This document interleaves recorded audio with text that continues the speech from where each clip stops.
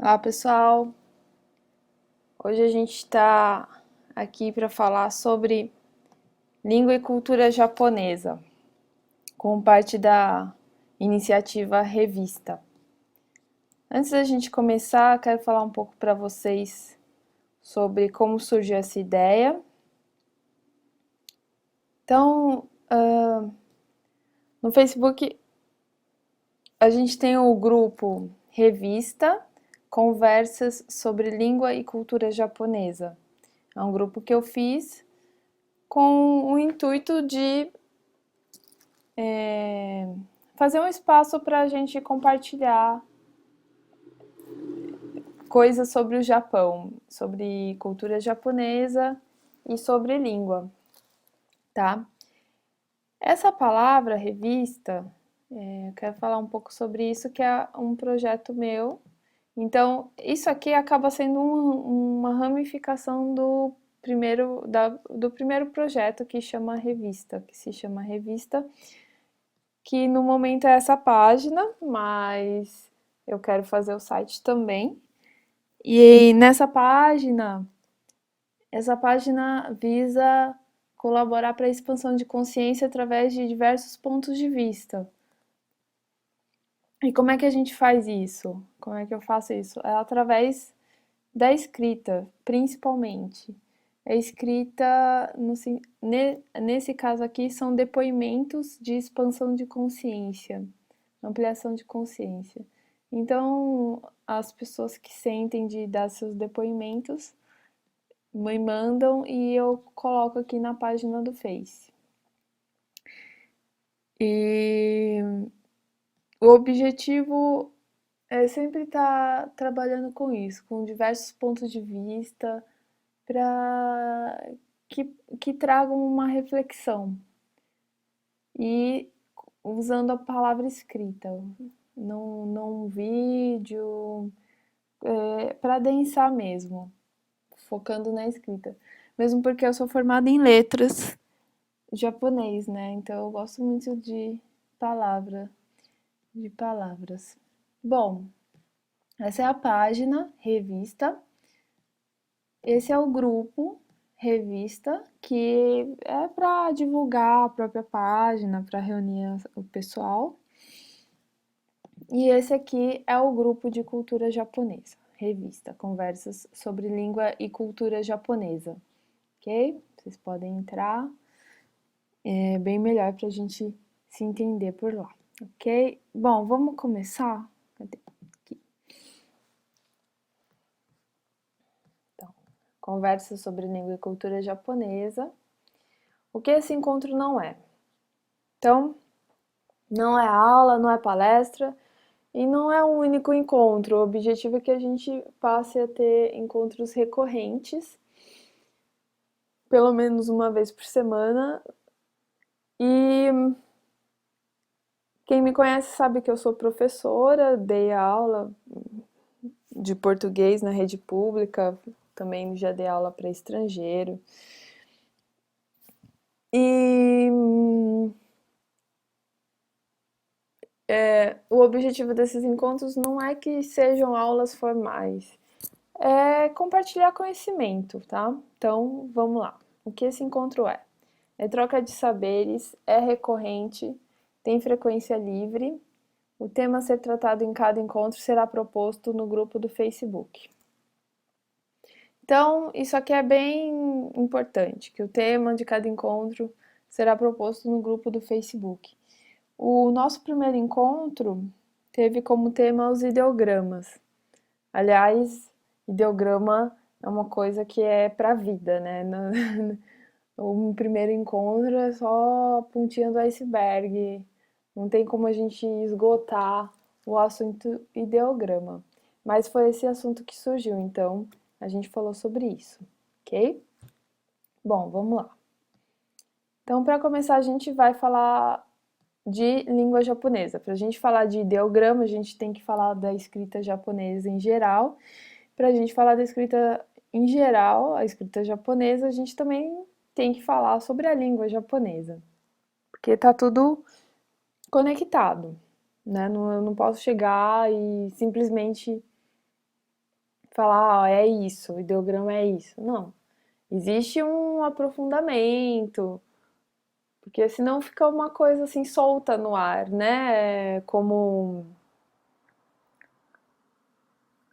alguém querer fazer bolo sem seguir os passos do bolo. Pode ser que dê pra comer alguma coisa ali, mas não vai ficar do jeito que é, ok? Então vamos lá, vamos. Isso tudo eu tô fazendo um panorama, né? Se fosse uma aula, seria bem mais quadrado, digamos assim. Então vamos falar sobre a língua japonesa. O japonólogo Donald Kim diz que as frases da língua japonesa deixam um rastro de fumaça fina, certo vapor de partículas no ar. Em outras palavras, as frases da língua japonesa evitam um fechamento. É uma frase da Camille Paglia, uma crítica de arte e literatura. Por que eu coloquei essa frase aqui? Porque quando eu li isso num texto dela, eu já estava aprendendo japonês e eu achei muito revelador isso.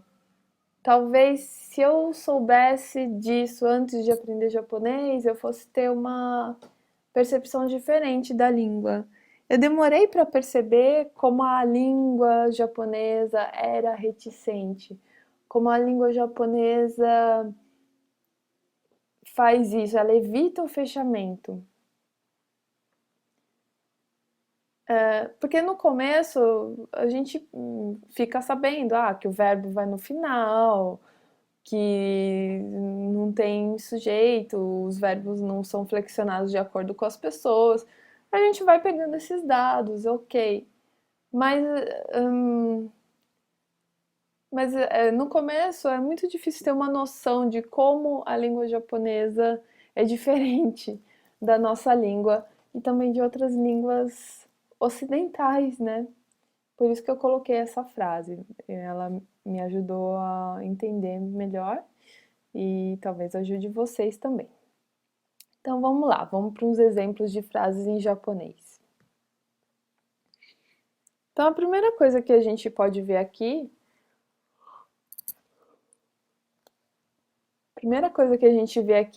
é que não existe separação na frase. A frase é direta, ok?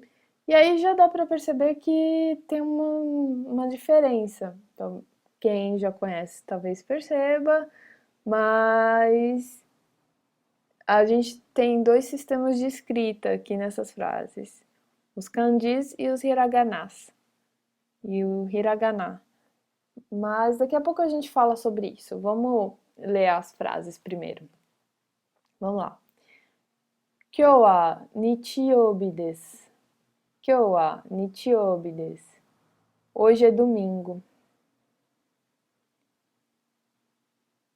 Kyou wa nihongo ya nihon bunka ni tsuite o hanashi shitai to omoimasu. 今日は日本語や日本文化についてお話ししたいと思います。仕事は... sim. Essa frase significa... Quer dizer, hoje eu vou falar sobre língua japonesa e cultura japonesa. E a última é... Shigoto wa nan desu ka? Shigoto wa nan desu ka? Qual é o seu trabalho? Eu quero falar sobre essa frase aqui. Essas aqui estão normais, né? Normais no sentido... Não parecem muito diferentes da nossa língua, do jeito de pensar que a gente usa para falar. Mas essa frase aqui é um pouco diferente. Eu traduzi como: hoje eu vou falar sobre língua e cultura japonesa. Mas isso é um modo ocidental, um modo brasileiro de comunicar. No modo japonês, eu gosto de falar que eu gosto muito de prestar atenção nessas coisas, assim, os detalhes de como é que o povo pensa. Então, essa frase aqui, os verbos são eu quero falar e aqui penso, sinto, acho que quero falar sobre língua e cultura japonesa. Isso a gente não fala em português nem em inglês, a gente fala direto. Hoje eu vou falar sobre tal assunto. Mas os japoneses, quer dizer, as pessoas que falam língua japonesa falam assim. Então, isso é uma coisa que é difícil quando você começa a aprender japonês, porque não é só aprender o verbo. Não é só ok, agora eu sei 500 verbos, eu tenho, sei lá, sei 500 palavras, 500 vocábulos. Será que eu consigo me comunicar em japonês? Só que a comunicação em japonês não é só uma questão de vocábulo, é questão de ver, de perceber como que isso é representado, é usado para representar o universo interior do japonês, né? Então, quando a gente.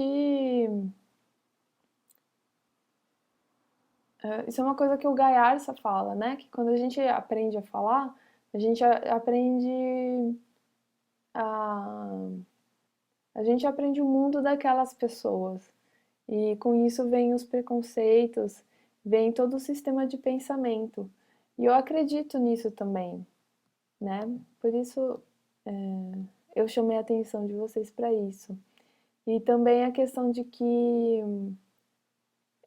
a dubiedade disso, do eu quero falar e eu penso, fica ambíguo, né? Por isso que volta na frase da Camille, né? Evita um fechamento. Que ele quer falar, mas coloca o acho que é para dar um, um contrapeso, né? Eu acho isso muito interessante, ok? Vamos para o próximo. Bom, vamos falar sobre o sistema de escrita japonês. O sistema de escrita japonês tem vários. Perdão. O sistema de escrita japonês são 4 sistemas. Vamos lá. O primeiro é o kanji. Kanji são os famosos ideogramas. E a origem é chinesa. Os japoneses não tinham sistema de escrita. Eles pegaram a escrita chinesa e adaptaram para a língua japonesa, ok? Kanji, que em português a gente chama ideograma, mas kanji em japonês é kanji e ji é letra e kan é dinastia.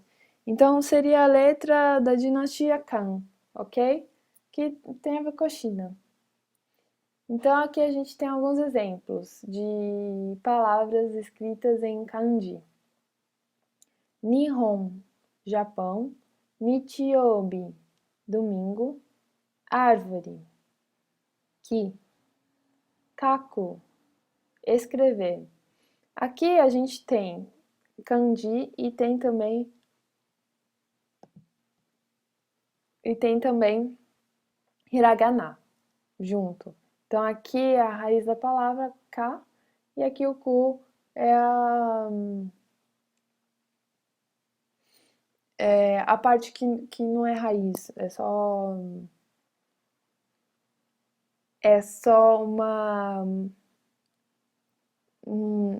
não é uma flexão do verbo, mas nossa, me fugiu o nome agora. Sufixo? Bom, enfim, aqui é a raiz do verbo escrever.